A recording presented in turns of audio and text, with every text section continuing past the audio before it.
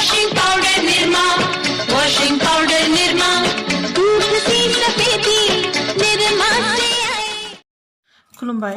Hello जेजेला girls and boys welcome back to BC सोरां YouTube channel. So guys मैया मोनायाव जेब्ला मिया आब'नि फिल्म दोंसे गुदुं आरो मानै एन्जर फिल्मखौ खोमायाव इयारफन सोलायलायनानै कम्बल खाख्लुमलायनानै नायदोंमोन आं। तब मेरे मोबाइल में ऐसे वीडियो के नोटिफिकेशन आया बेंचर you guys shouldn't believe it. आरो बेफोर भिडिअखौ नायनानै बे जोनोमावथ' थालिर गायग्रा जासिगोनसो नामा होननाय बायदि साननायफ्रा गोसो सिं सिं फैखुमादोंसोमोन आंनाव। अच्छा बिनिखायनो बे दुनियायाव साबेसे आं बायदि लाइभ नेम खि मेथाइ जानो मोनफेराखै बिसोरनि थाखाय बेफोर भिडिअखौ लानानै फैबाय आंल' मानो बेबायदि गाज्रि साननायखौ साननोलै नोंसोरबो सान बेखौथ' आंल' सिंगल गैया बे दुनियायाव साबेसे सिंगल सेंग्राफोर दं बिसोरनि थाखाय बे भिडिअखौ लानानै फैबाय आं। स' सेंग्रा सिख्ला गुस्थिजों गुस्थि जालायनायखौ हाखराव गाख्लायनानै आनान गसाइ सोरजिगिरिनि मुं लानानै भिडिअखौ जागायनोसै। जय खेरी बाबानि। भाई मारो मुझे मारो मारो मुझे मारो मारो।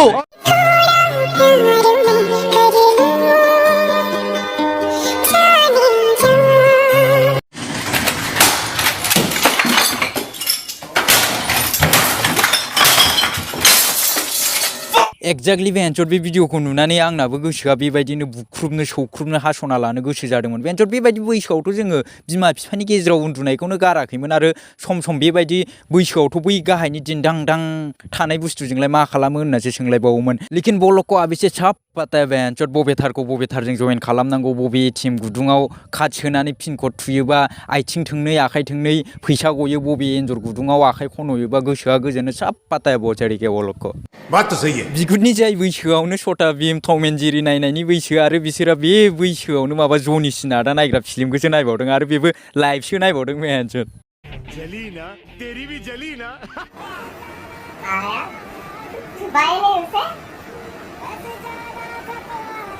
देख सकते हो गाइस ये हम दोनों का बच्चा है। उठा ले रे देवा उठा ले रे बाबा मुझे अमीर को नहीं रे ये दो गरीबों को उठा ले। ठीक है और इसे मैं बोला कि छुपा के रख।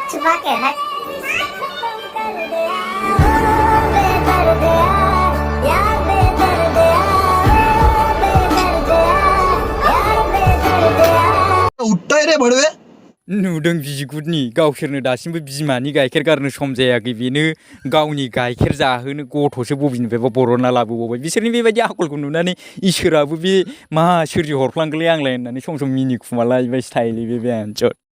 ये बड़ी अच्छी बात कही आप। आया छुपाए नहीं उसे।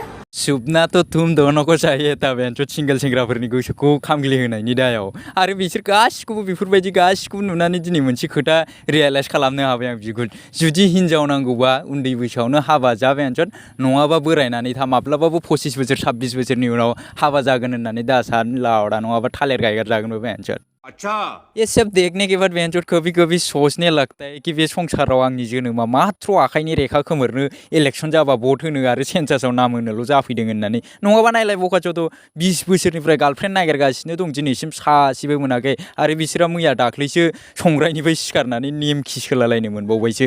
और हम यहाँ पे क्या कर रहे हैं मियाँ दीदी की फिल्म से काम चला रहा है। हाथ है यार मेरे जिंदगी पे। कहाँ मामा जी कहाँ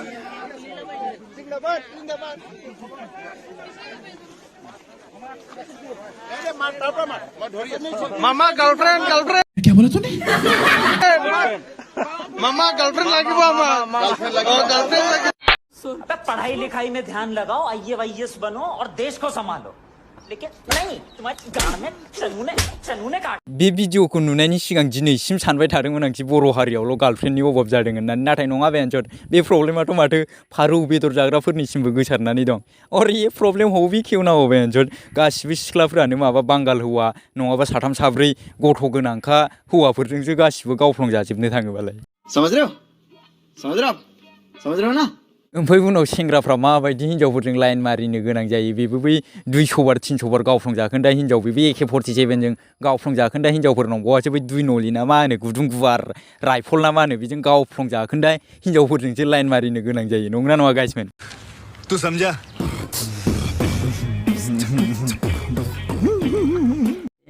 प्यारी समझ गई।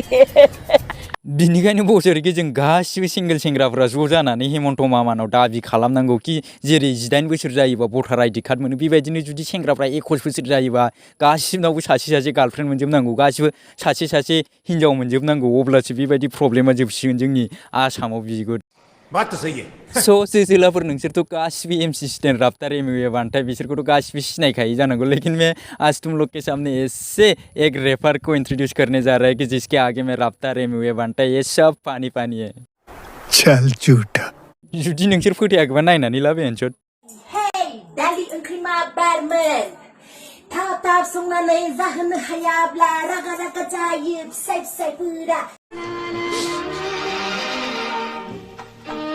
Hey, hey, दालि ओंख्रि मा बारमोन Hey, hey क्या है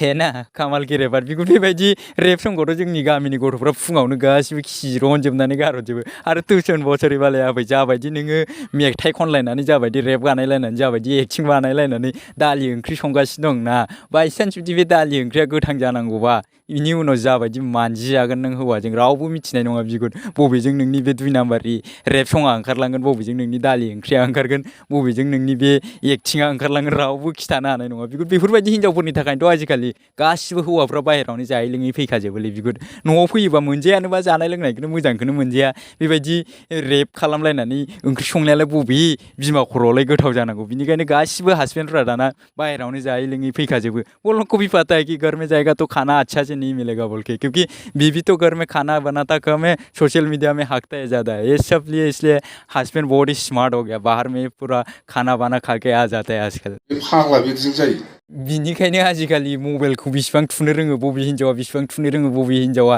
बेसेबां थुनो रोङा बेफोरबायदिखौ नायनानैसो हाबा खालामनांसिगौ गोदो बुङोमोन कि आखलखौ नायनानै हाबा खालाम आखला माबायदि बिनि आखला बेबायदि नायनानै हाबा खालामोनोमोन नाथाय बेबायदि मथ'आ दा सोलायनांसिगौ जायनो हिनजावा मबाइल खम थुनो रोङो बेखौ न'आव लाबोनांगौ नङाबा जायनोखि बांसिन मबाइल थुनो रोङो ना बिसोर आजिखालि माबा ससियेल मिडिया इन्सटाग्राम फेसबुकआव फिसाजोफोरनि फट' होयै माबा रं नाम्बार रायलायग्रा फिसा गोनांखाबाबो सोरजोंबा बांगाल हौवाजों हारसा हौवाजों खारलांलायनाया बेबायदियावनो जायो बेनिखायनो आजिखालि जायनो बांसिन मबाइल थुनो रोङा बेखौ हाबा खालामनांगौ जायनो थुनो रोङो बेखौ हाबा खालामनाङा नङाबा उनाव नोंसोरबो रं नाम्बारजों खारफालांजागोनबो जुदि मबाइल थुनो गोरों हिनजावखौ लायोबा मिथिबाय ये बड़ी अच्छी बात कही आप सो गाइस होमबा दिनैनि थाखाय एसेनोसै लोगो मोनफिन थाबैनो मोनसे गोदान वीडियो सो गाइस वीडियो को पसंद आया तो वीडियो को लाइक करो अगर चैनल को सब्सक्राइब नहीं किया है तो चैनल को सब्सक्राइब करो और बाजू में जो बेल आइकन है उसमें प्रेस करके ऑल नोटिफिकेशन पे सेट कर लो ताकि मैं जब भी आप लोग के लिए नई वीडियो लेके आए तो सबसे पहले आप लोग को देखने को मिले so bye bye see you very soon thanks for watching कैसा लगा मेरा मजाक